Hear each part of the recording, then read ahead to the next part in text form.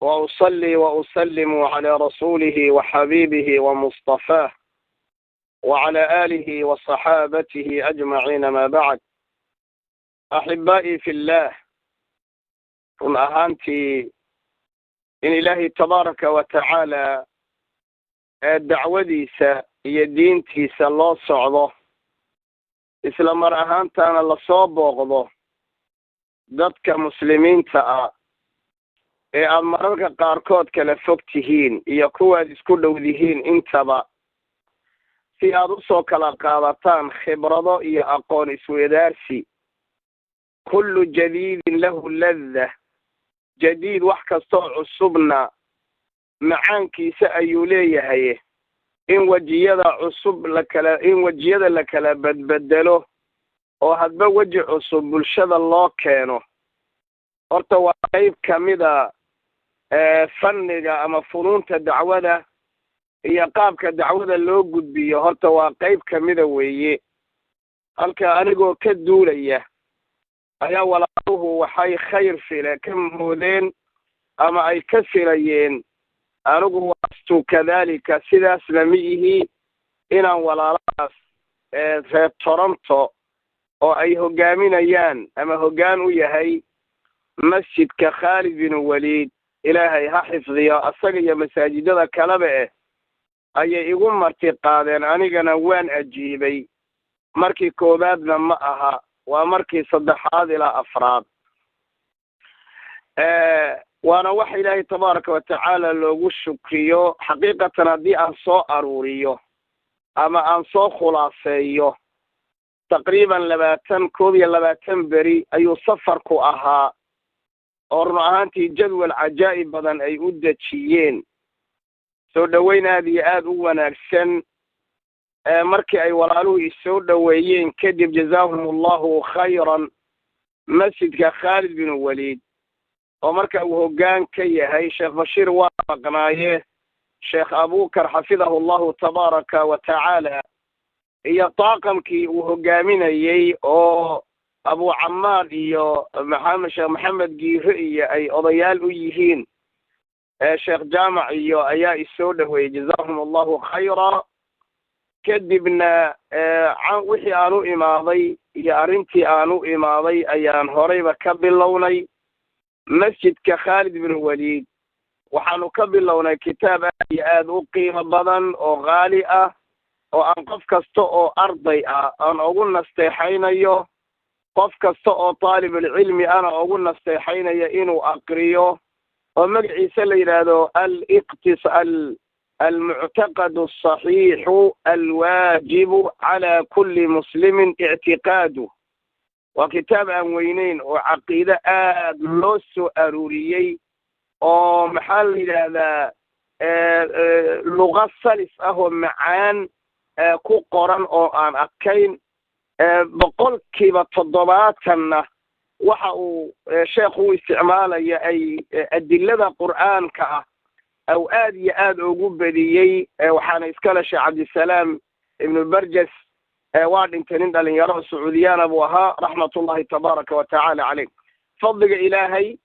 كتاب كأسجع سوى عنه ولكن رجي الدمر با أي آد وقفة إلى سيدة عليك قيمين تيلا هاي إلى تضبية طبعا حلقة أما تضبية طبعا فردي أيانو كدقنا يوحني كان خالد بن وليد hadiyada ugu weyn oo ay bulshada u keeneen oo dacwadeed 20 beri aanu joognay. kitaabka waa laga xusi karaa. waxaa kaloo jiray salaada subax kadib barnaamij aad iyo aad muhiim u ah oo aan ugu magac daray as-silsilatu adh-dhahabiyya li-islaahi al-qulub, yacni silsiladii dahabka ahayd ee maxaa la yidhaahdaa ku tacalluqday ama la xidhiidhay nadiifinta iyo tirtiridda qalbiga ay ka tirtirayso wasakhda iyo macaasida iyo xiqdiga iyo xasidnimada iyo shirkiga iyo arriyaa iyo alcujbu, isla weynaanta iyo maxala xubu daat, qofka oo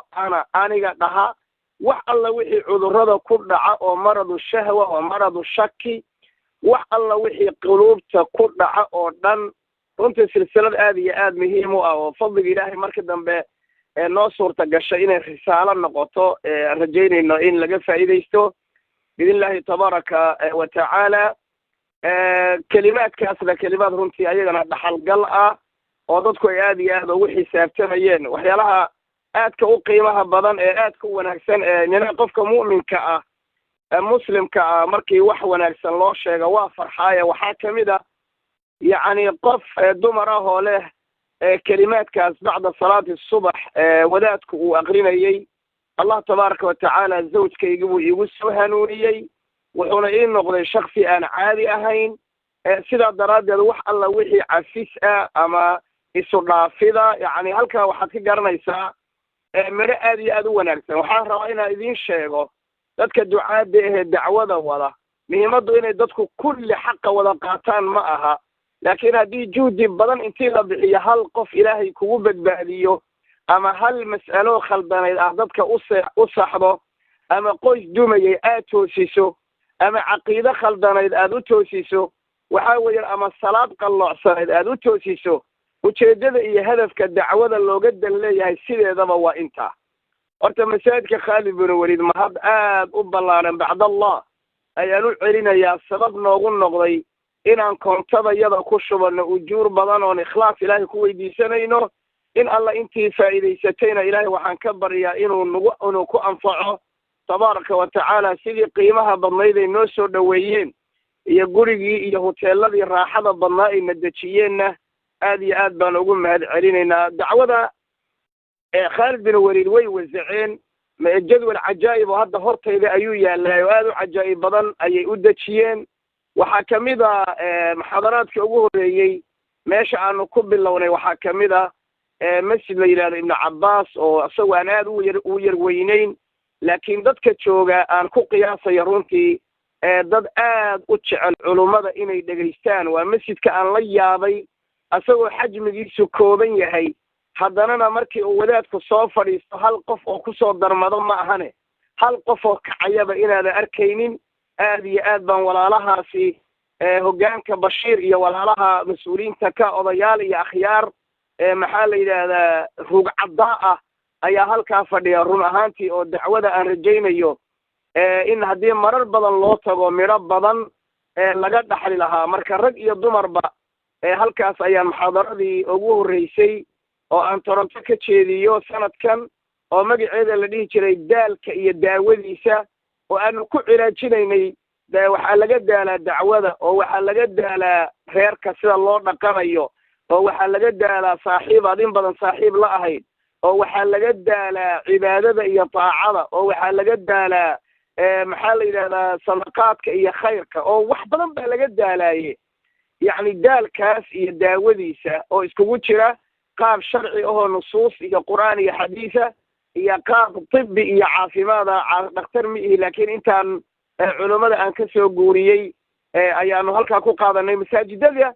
aanu tagnay waxaa kamid ahaa masjidu abu hurayra oo ay soomaalidu gacanta ku hayso masaajid weyn ah haddana kaniisad aad u weyn oo ku dhegan ay qaateen inkasta oo ilaahay ha u kaalmeeye ay maxaa la yidhahdaa la kufayaan dhaqaalihii hase yeeshe waa masaajid asagana dad aad u badan baa ka soo faa'iidaystay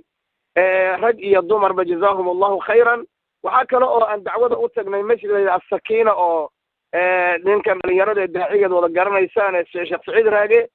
masaajidka uu odayga iyo howlwadeenka uu ka yahay ayagana waxa weeyaan qaab aad u cajaa'ib badan oonan horey u aqoonin ayaanu isu qaabilnay dadkii markaa meesha joogay oo ah inaan kelimaadka aanu sheegayno aniga i dhegaysanine aan isdhegaysano oo aan xiwaartanno oo intaan dumarkii microfonka aan la eg istaagno inaanu dhahno ninkaagu hadduu guursado maxaad samaynaysaa ma islaan kalaad adigu isleedahay ninkaad intaa soo tarbiyeynaysay eed hadda baratay maxaa la yidhahdaa khuuradiisa aad baratay aad baratay qadayskiisa baratay markuu xanaqsan yahay aad baratay markuu degan yahay aad baratay carruurtan qurquruxda badan aad isu yeelateen eed gacantiisa baratay markaad midhihiisa guran lahayd inay gabar kale kaa qaado daraaddeed miyaad reerkaagu duminaysaa mawduucaasi mawaadiicdan aadka oga niqaashnay waxaa kamid ahaa khilaaf hadduu yimaado sidee baa loo xalliyaa kullu daalika si fiican baan gabdhihii runtii isu soo wada afgaranay oo macnaheedu ay tahay waxan waa qadar iyo qada cid celin kartana male anigaba looxul maxfuudka wixii igu qoraa maana ogeyn markii ninkan aniga la igu qoray gabadhana waa igu ag qorayd saa daraaddeed gabadh walba arsaaqadeeda ay leedahay allah tabaaraka wa tacaala intii loo noqdo oo asaga laysu dhiibo yaan la dayicin carruurta iyo reerka yaana lagu duminin waxaan sharci ahayn ilaahay baa jideeyey tabaaraka wa tacaala tacadudka halkaasay gabdhaha qaybo kamida runtii aad iyo aad afkaaro yaab badan oo cajaa'ib badan oo dadka marka laga hadliyo uun la garan karo ay runtii noogu faa'iideeyeen iyo nolol ayagu ay soo mareen iyo waaqaci aad iyo aad cajaa'ib laba jeer baanu ku noqonay runtii ahmiyada ay lahayd mawduucaasi oo labadii jeerba isla mawduuca aan ku noqonay oo laba maalmooda masaajidka sakiina kadibna waxaan usii gudubnay mar walbaba Khalid bin Walid duruusi way ka soconaysay kadibna waxaan usii gudubnay magaalo taqriiban ilaa hal saac u jirta oo maxaa la yidhahdaa Hamilton la yidhaahdo oo dad ayagana maasha allahu aroos aad u weyn aan kaga qayb galnay masaajid aad u weyn ay lahaayeen soomaalida aanu la kulanay runtii laba habeen aanu joognay dad aad iyo aad u firfircoon oo waa magaalo si khaas ah Sheekh Cabdullah jazaallahu khayran baa jooga oo nin sheekhana nin gabaya ana saaxiibkay aan ilaahay dartii u jeclay tabaaraka jalla wa ala sidaa daraaddeed meeshaas waa meel dacwad gooni ah u baahan oo magaalada dadka culummada ee reer Toronto si gooni ah ayaan ugu ishaari lahaa magaalada inay ka warqabaan khaasatan masjidka Khalid bin Walid inay magaalada aad u xoojiyaan magaalooyinkan aan booqanay waxaa kamid ahaa magaalo runtii Maraykankaba ku dhow oo aad iyo aad runtii nooga fog oo Windsor la yidhaahdo oo run ahaantii dee Maraykanka xuduudiisa aanu keli gaarnay oo dee waa noo soo saaray oo wax 10 kilomitir buu markaa noo jiray magaaladaana dad aad u fara badan oo Soomaali ah baanu kula kulanay masaajida muslimiintu ay leeyihiin ayaanu runtii aanu ku soo ziyaaranay dad aad iyo aad u baahan oo meel fog joogo oo raggina ay taraag wada saaran yihiin ilmihiina maxaa la yidhaha laakiin magaalooyinka aan la kulmayno oo dhan waxaa cajiiba siday dadku wax u dhegaysanayaan siday cilmiga ugu dhagraaricinayaan sida ay culimmada u jecel yihiin sida ay su-aalahoodu ay nadiif u yihiin oo su-aalo wanaagsan u yihiin aad iyo aad baan u jeclaysay magaalooyinka aanu ziyaaranay waxaa kamid a magaalada la yidhaahdo maxaa la yidhaahdaa Kitchener magaalo la yidhaahdo ayaa kamid a runtii magaaladaasi si khaas ah ayay ii soo jiidatay markaan runta aan ka sheego maxaa yeele dadkii meesha joogay rag iyo dumarba markii la isku daro taqriiban dhalinyarada ka badnayd baa isleeda dhalinyarada 15 ilaa 18 u dhaxaysa waa magaalada aan arkay dhalinyaro cadadkaa leh oo haddana af Soomaaliga siday u fahmahayaan aad la yaabayso oo iyadoon qofna aan aamusa dhihin ay dhammaantood muxaadarada u dhagraaricinayaan run ahaantii magaalada Kitchener la yidhaahdo aad iyo aad baan u jeclaystay qaabka maxaa la yidhahdaa ay dadku wax u dhegaysanayeen iyo da'yarta iyo dhalinyarada rag iyo dumarba culummada meesha degan oo dhanna aad iyo aad baan mataqaanaa ikeen aan ugu mahad celinayaa carab iyo Soomaali intaba ragga aanu iska aragnay imaamka ugu horeeyo Maxamed sheekhana Kashka iyo Sheekh Cabdiraxmaan Mahdi iyo kulli culimmadii meesha nagu soo dhaweysay jazaahum Allahu khayra warku hadda ma dhamaanayo haddii aanu Toronto marnaba idinku soo celiyo anigoo duruusi sii wadna meelahaanu booqanay waxaa kamid ahaa runtii meel masaajid aad u weyn oo muslimiintu ay leeyihiin oo dumarka Toronto lagu kulmiyey runtii habeenkaa wuxuu ahaa habeen aad u cajaa'ib badan farxad aad iyo aad u badanna ii lahayd yacni weli intaanu noolaa dumar intaa dhan oo cadad kaale oo iskugu imaaday weliga ma arkin siday wax u dhegaysanayeen iyo meesha quruxdeeda iyo sida loo sharxay iyo cuntada la keenay iyo sida arooska qaabka loogu sharxay iyo sida ay dumarku su-aalaha ay usoo jiidanayeen isla mar ahaanta mawaadiicdii baanu kala niqaashnay oo mawduuca sanadkan aniga igu muhiimsanaa Toronto aan la tegay wuxuu ahaa mawduucaan u bixiyey isfahamka lamaanuhu waa gundhiga tarbiyada yacni qodobkaasaa halhays ama cinwaanka maxaa la yidhahdaa ii ahaa oo yacni isfahamka labada isqabtaay waa aasaaska iyo gundhiga tarbiyada oo waxaan rabaa inaan gaadho ama aan doonayo inaan risaalo ahaan aan u gaarsiiyo walaalahayga luqada aan ku hadlayo fahmayaay haddaad labadiina isfahamtaan carruurtiina tarbiyadooda way idin hagaagi markay arkaan carruurtiinu idinkoo isu qoslaya idinkoo isu sabraya idinkoo isu dulqaadanaya idinkoo isjecel idinkoo wax isla cunaya idinkoo isla qabaysanaya idinkoo isla baxaya idinkoo isla soo gelaya idinka oo cuntadii isla samaynaya idinka oo kaftamaya idinkoo markay ciyaalku arkaan idinkoo qur-aanka akrinaya idinkoo salaatuleyl tukanaya idinka oo soonka isniintii khamiis isla sooman idinkoo haddana afuraya martida soo wada dhaweynaya oo haddana sii dhaweynaya hadiye isu bixinaya qaabka markay carruurtu ay arkaan waa qudwa waa ku dayasho ilmaha tarbiyadooduna wana risaalada aan Toronto geeyey iyo hareeraheeda iyo Canada intaan ka tagay horta risaaladaas bay ahayd fadli ilaahi tabaaraka jalla wa ala habeenkii aan ku soo noqday habeen yaa badan oo aad iyo aad u cajaa'ib badan oo maxaa la yidhahdaa dumar aad u fara badan ay isugu yimaadeen bay runtii ahayd mawduucaas baana aad iyo aad oga niqaashnay kadibna caasimadda dalka ayaanu u gudubnay oo la yidhahdo Ottawa ayaanu u gudubnay run ahaantii meesha waxaan kula kulannay madaraso aad iyo aad cajaa'ib u leh oo ay Soomaalidu leedahay oo runtii aanan marna iloobayn oona qalbigayga aan ka baxaynin ayaa meesha ku taalo oon aad iyo aad oola tacajubay qaabkay Soomaalidu u maamulayso iyo qaabka ay madarasada u habaysan tahay iyo quruxda ay leedahay iyo sharafta ay leedahay in yar baa ka dhimana in la kaalmeeyo oo gacan lagu siiyo aad baan uga faa'iidaysanayaa maxaa la yidhahdaa munaasabadan qaaliga ah ee qiimaha badan kadibna waxaan la kulanay dadkii magaalada aad u farabatay oo run ahaantii hoolkii weynaa ee lagu qabtay markuu qaadi waayey oo miisaskii meesha laga saaray kadibna bac loo wada dhigay dhulka inta badan dhalinyarada loo wada dhigay dumarkana intay miisaskii oo dhan la saaray kuraasi laisku soo celiyey dad runtii tiradooda aad u fara badan oo xataa qolyihii meesha lahaa ay dheheen arrintan dadku ma qaadi karaan dadka dib ha loo celiyo ayay ahayd waxaan doonayaa marka inaan kusoo khulaaseeyo kusoo gebagabeeyo Toronto iyo hareeraheeda ilaa Ottawa ilaa Kitchener ilaa Windsor ilaa Hamilton kulli intaan tagnay oo dhan waxay ahaayeen ilaa masaajidada Ibn Abbas daar hijra oo nasra laba jeer ku tukaday jazaahumullahu khayran dhammaan walaalaha intaasoo dhan waxaan kala soo kulmay runtii dacwo aad u wanaagsan waxaana kala soo dhaxbaxay intaa waxaa la socotay idaacaadka yani muxaadaraadka aan jeedinayno idaacaad baa mataqaanaa qaybo badan la socday oo kamid tahay maalan labadii jeer intay Ibn Abbas sida oo kale Khalid bin Walid idaacaad baa mataqaanaa alfa la yidhaahdo ayaanu muxaadaraad muhiima siinay sidoo kale TV-ga caalamiga ee mataqaanaa iikeen Soomaaliya qaranka Soomaaliya asagana waxa weeyaan mawaadiic baanu siinay intaasoo dhan waxaa intaa dheeraa dhalinyarada iyo odayaasha iyo inta arrimaha jaanibiga ee fara badan iyo qofka mataqaanaa talada doonaya iyo gabadha doonaysa in ilmaheeda lagala taliyo iyo midda ducada doonaysa iyo waxaan kusoo gebagabaynayaa habeenkii u dambaysay ee hadda aanu soo baxaynay ba ahayd habeen aad iyo aad u cajaa'ib badan runtii waana habeenkii runtii ugu dambaysay ee xafladda lagu qabtay maxaa la yidhahdaa waana habeenkii 11aad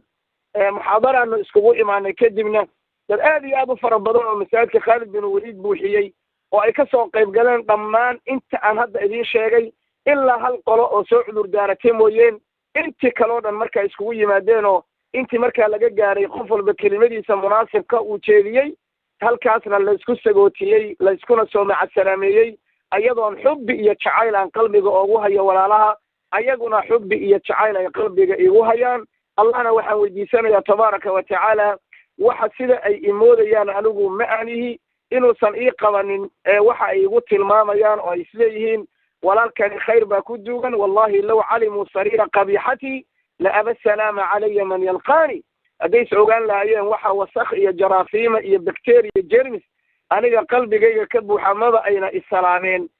kelimad kastoo la soo jeediyey oo ammaan ana qalbigayga inna raas kuma yeelanaynin maxaa yeelay waan ogahay inaana darajada iyo mas-uuliyadda aana lahayn allah tabaaraka wa tacaala waxaan u weydiinayaa inuu dadka u barakeeyo waxaan istintaajka aan kala soo baxay waxaa kamid a aroosyaan ka qayb gallay munaasabaad baanu ka qayb gallay masaajidada maxaa la yidhahdaa waxyaabo ismaan dhaafsan waanu wada gallay bulshada inta badan waan la tacaamulay waxa ii soo baxay waxaa weeye oo keli ayuha alikhwa oo aanu dacwadaas masiirka 20 maalmood ahee dacawiga aan ka faa'iidaystay waxaa weeye bulshadani markii loo bandhigo baahidooda loo bandhigo oo baahidooda lagala hadlo oo cuduradooda lagala hadlo oo loo muusoodo oo loo qoslo oo wejigaaga khayrka laga arko wallahi dadku way kuu soo istaagayaan, dadku khayrkay qaadanayaan, dadku way dhegaysanayaan, dadku way kuu soo dhowaanayaan. waxaad arkaysaa dadku inay baahi aad u badan inay maanta u qabaan aayaddu alla yidhi udcu ilaa sabiili rabbika bilxikma. xikmada inay baahi badan u qabaan oo qaab wanaagsan iyo dariiqo wanaagsan iyo kelimaad wanaagsan iyo qur'aanka iyo sunnada oo dadka daliil looga dhigo, fahamkii salafu saalixna loo raaciyo, haddanana xikmad loo raaciyo, wejigaagana ay ka akristaan inaad wanaag la doonayso. dadka waxaad arkaysaan walaalayaal aad bay khayrka run ahaantii ay u jecel yihiin. allah waxaan weydiisanayaa inuu quluubta iyo uu iimaanka u furo subxaanahu jala wacalaa, walacalla inay ziyaaraad ka duwanna inay marar kala imaadaan. marka aad baan ugu tahadiyeynayaa walaalaha reer Canada inta joogtana hadda ay maqlaysana ha gaarsiisa inta maqan, gaar ahaan masjid Khalid bin Walid iyo mas-uuliyiintooda mataqaanaa walaal Saciid iyo maxaa la yidhaha sheekh Abubakar iyo walaal inta taaqamka la shaqaysa rag iyo dumarba. وجزاكم الله خيرا وبارك الله فيكم وأحسن الله إليكم والسلام عليكم ورحمة الله وبركاته.